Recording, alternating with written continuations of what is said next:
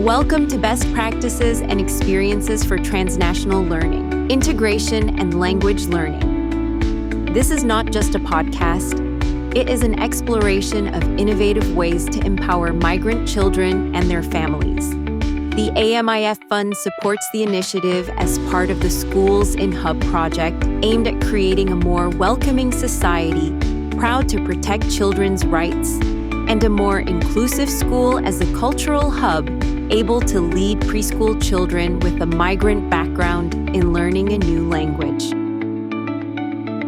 Join us on this exciting journey to discover good practices that create connections between different countries. We are here with two teachers, Vangelia and Elena, to discuss about the migrant or refugee students' reception in the Greek educational system and difficulties or peculiarities that they face within their classroom. Elena. Hello, I'm Elena. I'm responsible for the introductory class of the school. I have 5 years experience, mostly in this area, and my class is small size, 5 to 6 kids, according to the timetable. Hi, I'm Vangelia. I have the first class of this school.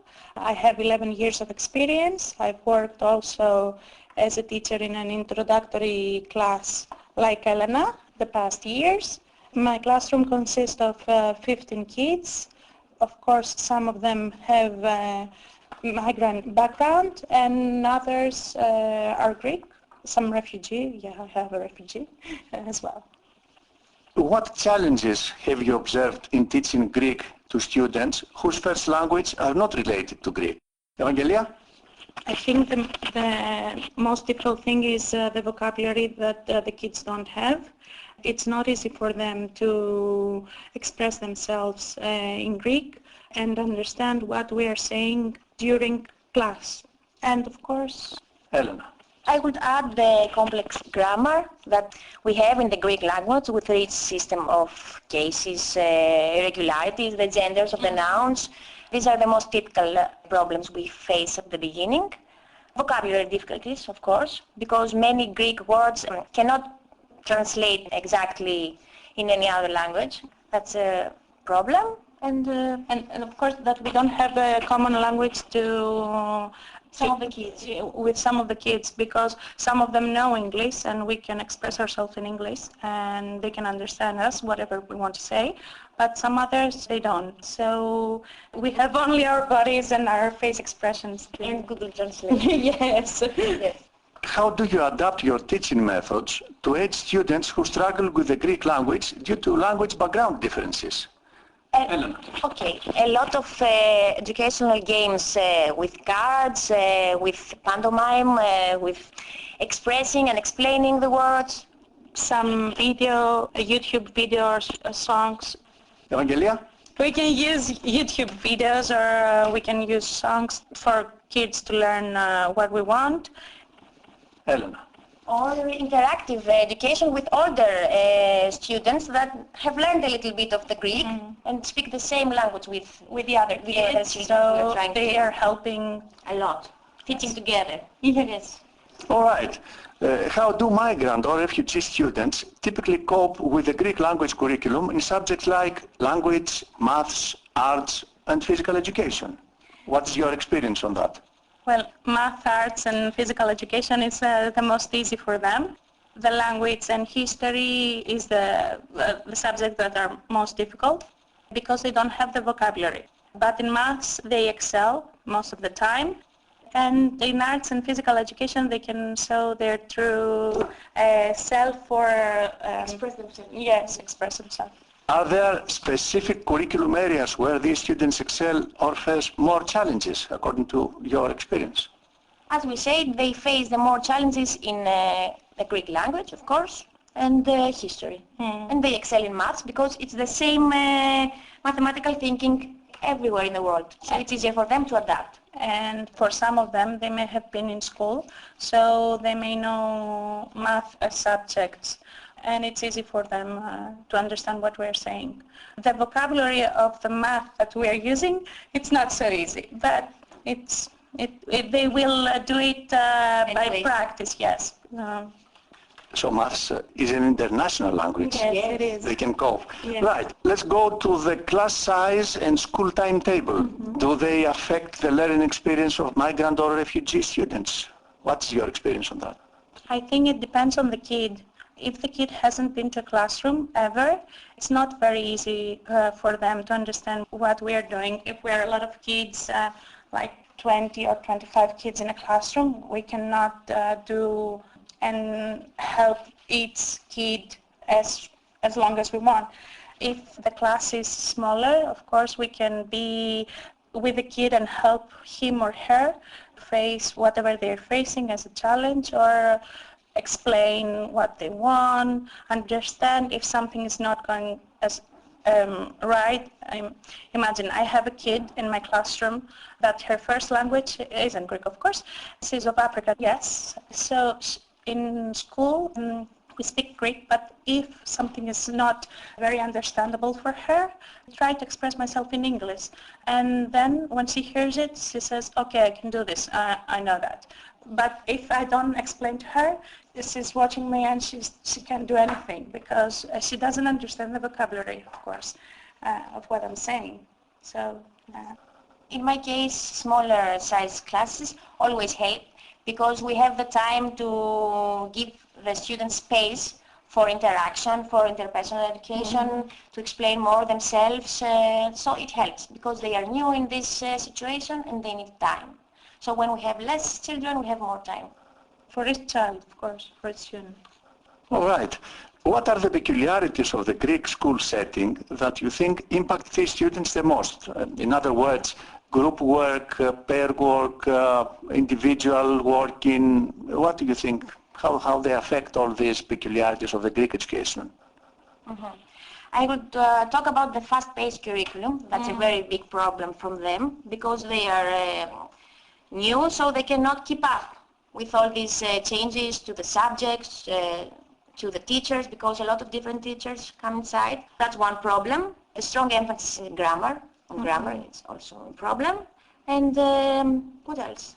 I think what comes to my mind when Elena talks is we have children of 10, 11 years old, and they come to school today. So we will put them with their age, with the students of 10 or 11 years, but they don't know the language. So we have subjects and we have a curriculum that our kids learn from 6-year-old when they are in the first class, and it's a lot for them to understand and it's like a burden, I think, with all of what they have to face, to understand what we're doing here, to understand how our school works, our timetable, when they are going out to have a recession or when they have to be back to the classroom and what they are doing. And I think it's a lot. That's a problem.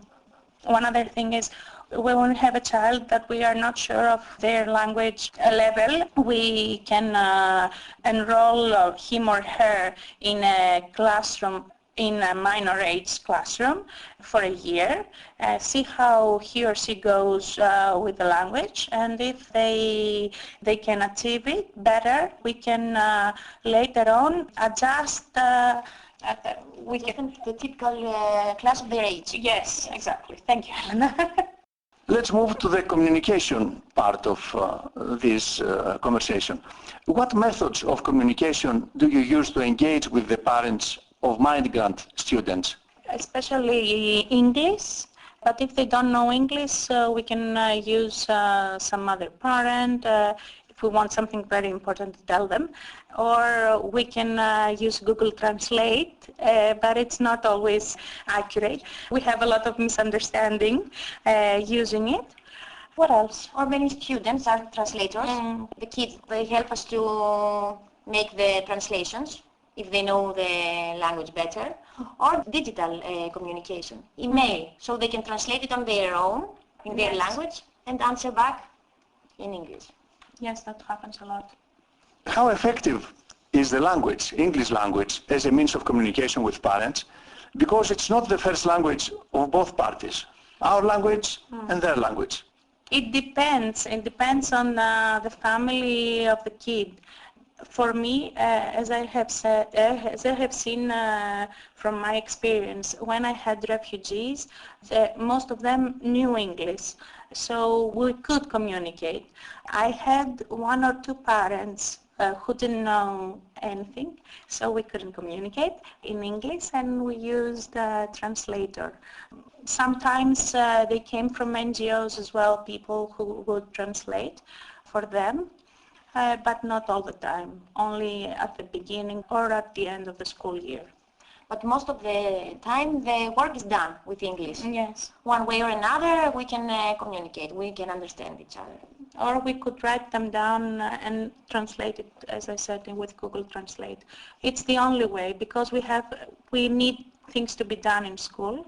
Let's say to tell them what time to come and pick up their kids. I had my first time when I worked like Elena, I had two refugees, brothers, who came, and his dad didn't know English. I wrote the time of the school ending in the board, in the classroom board, and he didn't came, and I said why, but as I recall, he didn't know the time as we write it digitally. Yes, so it's not very easy to communicate with them. You're not very sure if they understand what you're talking about or not, even if you say it in English or if you say it with someone else. Right, you mentioned translators. What role the translators play in facilitating communication with parents, and how do you evaluate their effectiveness? Their importance is significant. Either it's other parents or the children or something digital. So we can make the communication effective. Otherwise we have no connection. Yes, we don't have a mean of It's crucial, I think. of Yes. connection with the parents, and we have to have a connection with the parents. Everyone has to have, even if it's a migrant or a refugee or a kid, a Greek kid. We need to be able to talk to them and tell them if their kids are happy, if their kids have a problem, there's a problem here in school, and what we can do to solve whatever we face as a challenge. Translator for me, especially older people, are very important. For me, what I always try and have in my mind is, because of the GDPR, yes, I'm trying not to say things that are sensitive information, because I don't know how they will react, the parents, how they will react, for someone else, stranger, to know this information. If I use students, I always tell them, this you must not say it somewhere outside our part of 3, and they seem to understand, so it's very good when you say it. What about the availability? Whenever you need a translator, is there one available? No. Not all the time. That's the hard work. Yes, it is not all the time. You have to look for someone and to know very good Greek and very good the other language, and which is not possible all the time. So we have to make an appointment, a specific appointment with all the parties involved. Okay, you mentioned the use of refugee children, older, as translators. What ethical considerations do you take into account with these situations? I mean, we said about sensitive information. So what can we ask them and what we cannot? I would ask everything that I want to know, because it's my only way of communicating with the parents. So yes, I would ask, besides the ethical consideration that you mentioned, because I want my job done. sorry to say that. But yes, I keep in mind that you have to be Cautious. Yes. Cautious. Maybe the parents sometimes won't like to say everything you need to know, but you find your way to take it from them somehow, from the children, but you always learn what you have to learn. Yes. How do parents' priorities regarding language learning affect their children's attitude and engagement in learning Greek? I have an example to give you here. When I worked in the introductory classes, I had refugees, and I have from different backgrounds.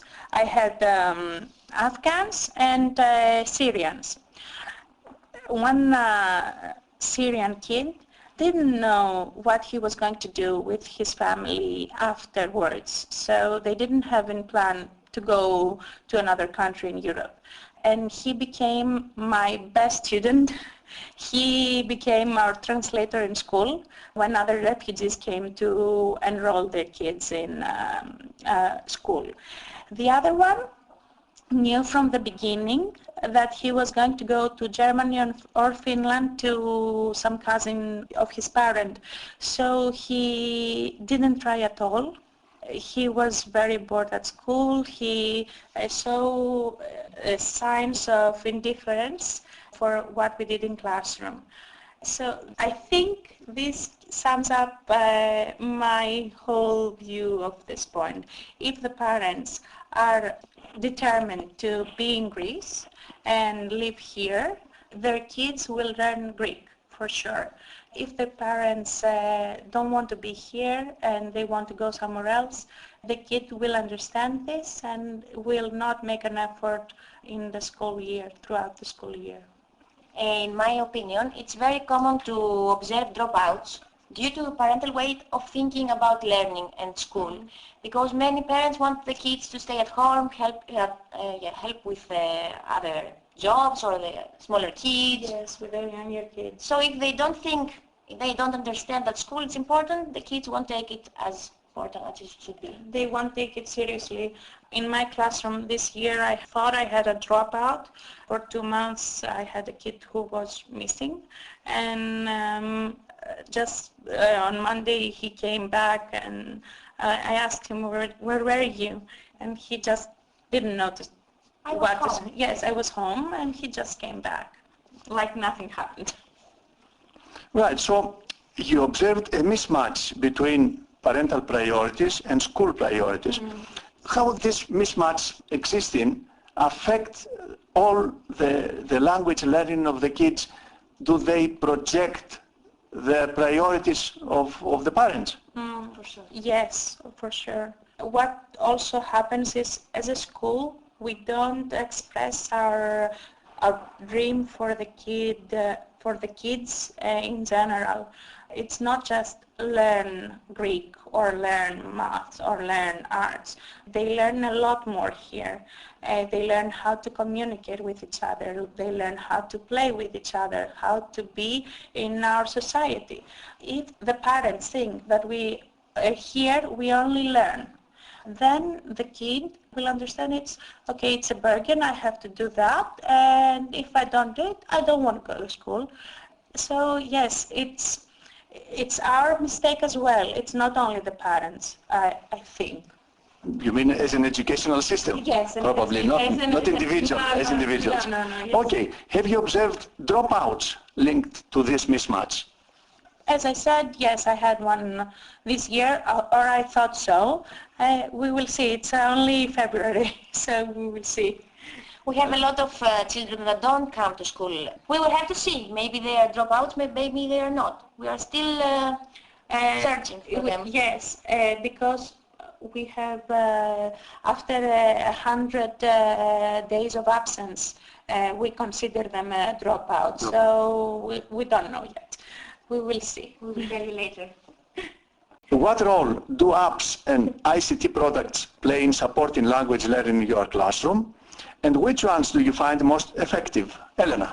It's very important to find alternative ways to make the classroom more effective to learn. So you can use cards, games, Google Translate, videos as well, YouTube songs, or some videos in YouTube that are educational as well, because the kids have to see what we are talking about. Most of them know the Greek vocabulary, but there are kids like immigrants or refugees that they don't have the vocabulary. So watching a YouTube video about, let's say, animals, and say, this is a bear, they see it and they can make the connection between the Greek word and their word and meaning of a bear. So it's very important for us to use them. What changes or alternative methods would you propose to enhance their language learning for migrant or refugee students? What I think from my experience over the previous years, when I worked as an introductory class teacher, when I was a substitute teacher, that's what we are called, they Bring us at school? Yes, they brought me at school on November 15. For the 2 months, September and October, the kids, especially the refugees, were at the general classroom with no help at all. This year, in this school, this has changed. We had Elena since Early October? Early October, yes. So it's easier for her and for us as well to make a program for the kids and stick to it and have excellence in what she does, because she has more time with the kids. It's also easier because we have smaller groups to work with, but in other schools, the previous years, we had to work with a lot more children, like 20 or 25, so it's very difficult to adjust to the situation for every children, because every child has a different level of the language. Yes, and different needs depending on what they know or what they don't. So you propose earlier appointment of teachers for the particular kids and a timetable to suit them better? Yes, because they need time. If we have a specific time working, we have specific hours working in school. If we had every school had a teacher like Elena, then it would be easier for the kids to adjust not only to the language subject, but to the school timetable, to our general school life. Community. Yes, to the school community, and I think it's important for us. Something I also want to add is the fact that for an introductory class to be formed, we need 9 kids, at least 9 kids, which is very important because there are kids in other schools that are 8 or less who need help, and they don't have it because they cannot form a classroom, an introductory classroom. I think that is something that we need to change because, let's say here in Thessaloniki and all over Greece, we have a lot of kids from countries next to us, like Albania or Bulgaria, and these kids are considered to be semi-local because they are born here, but their first language is another, so they need help with the Greek language, and that's why we need in every school the introductory classroom. Okay, so when we have less than 9 children, what happened to them? Do they go to the regular class? They go to the regular class, but they don't have help besides the regular class. So for them, it's like they don't have the help that they could help them excellent a lot more. Imagine being in a classroom like I have and have 20 or 25 kids.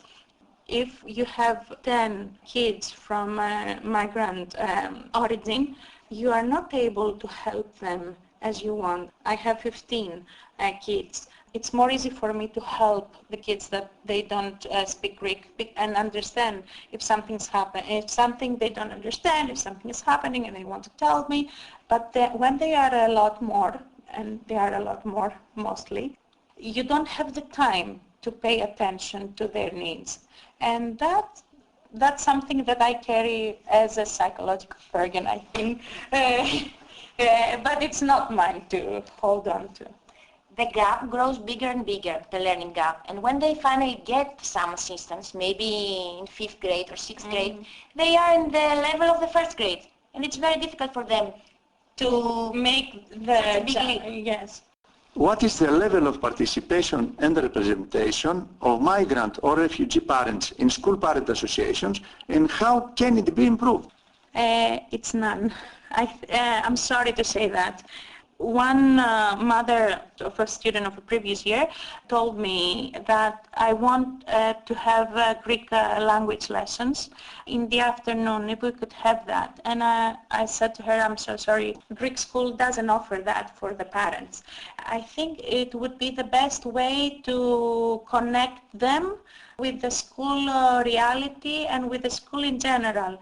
They would be obliged to have class and they will see how is the surroundings. They would come to the school because a lot of parents don't come to the school, especially of refugee or migrant origins, because they cannot communicate with us. And I think that would change a lot.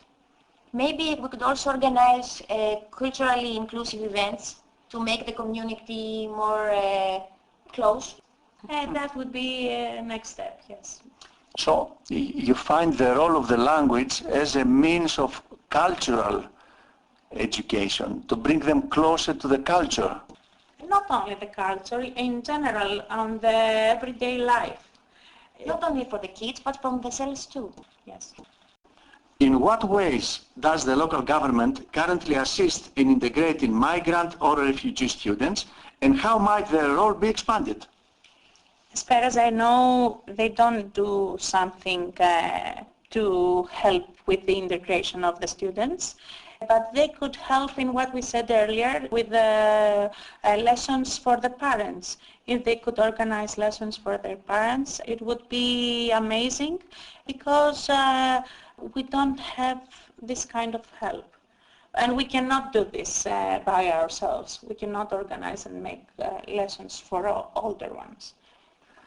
Can you share any specific incidents involving migrant or refugee kids or their parents that highlight challenges or successes in the integration process? I think I've said some examples. What I want, and I have it in my heart, the 2 Afghan kids that I had in Athens, their parents, their dad, because I hadn't seen their mother, their dad came and he was very close to us. He always kept asking if his kids were okay at school, if something happened, how they are going in the classroom. And I was always very proud to say that they are moving forward. Their kids did an amazing job during the school year. That I keep it in my heart, because I want this for every kid, even if it's of immigrant origin or a refugee origin or a Greek kid or whatever else. On the positive side, I would say the same for my Chinese students. They are always making stuff they have to do. Always the parents ask me how they are going, what can they do to help. That's the good side of the story. On the other hand, we have a lot of students that have no good living conditions, so they cannot have the mind to think about what we have to learn in the Greek, what time do I have to come to school. They don't come to school, they help parents working. They might not have food, or they not have clothes to wear. The weather. Or I have a child who has never had a gift from Santa Claus, which we're in 2025, and I cannot grasp this. I mean, this kid is 6-year-old and never had a present, never. If their living conditions are better. He asked a pencil from Santa. Yes, that's the only thing he yes. asked, a pencil. Yes, he said to Elena that. Right. Thank you, Vangelia. Thank you, Elena. Thank you very much. Thank you. Thank you for sharing your precious time with us. Keep in touch and follow the updates on the website www.SCHOOLinHUBproject.eu. Stay tuned and help us with your suggestions to build a more inclusive society.